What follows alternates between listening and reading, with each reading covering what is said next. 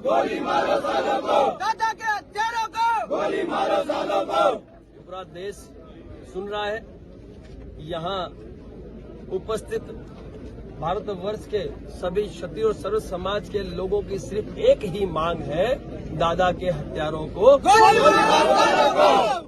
कल धोखे से विश्वासघात कर हमारे कोहिनूर समाज के बड़े हमारे आगेवान की हत्या कर दी गई और कल से आज तक यहाँ हजारों की संख्या में समाज और सर्व समाज के लोग इकट्ठा हो चुके हैं और मांगे भी रख दी गई है, लेकिन अभी तक कोई जवाब वहां से आया नहीं है।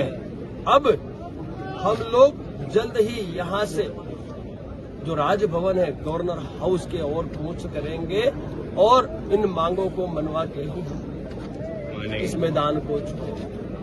और हमारी जो मांग है, हमारी एक ही मांग है कि जो हत्यारे थे और जो भी सूत्रधार थे उनका एनकाउंटर ही हमें चाहिए, क्योंकि उन्हें संविधान का डर ही नहीं है तो उन्हें गिरफ्तार करने की आवश्यकता क्या है।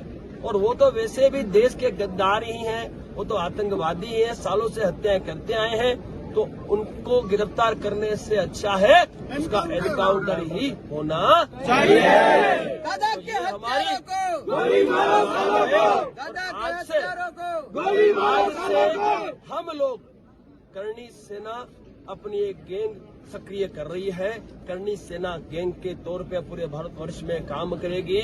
हम सरकार और प्रशासन को मौका देंगे, लेकिन उसके बाद जब न्याय नहीं मिलेगा तो हम मैदान में उतरेंगे और हम इनको बिलों में से निकालेंगे, क्योंकि ये नपुंसक, ये डरपोक बिलों में छुप के ये हत्याएं करवा रहे हैं। इन हत्याओं का अब अंत लाएंगे, क्योंकि इन्होंने सुखदेव सिंह गुगामेडी की छाती पे नहीं, हमारे क्षत्रियों की छाती पे गोली मारी है।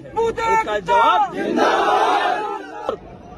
आवश्यकता पड़ी तो विधानसभा का घेराव भी होगा, आवश्यकता पड़ी तो संसद दिल्ली का भी घेराव होगा।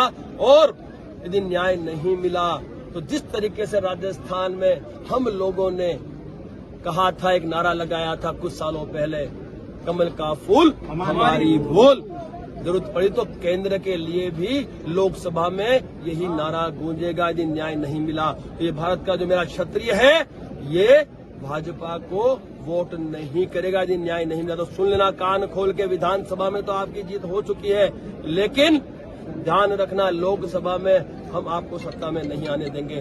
तो ये आपको सुनिश्चित करना है और न्याय सिर्फ आपको देना है। हम या तो विजय या तो वीर गति को ही समझते हैं।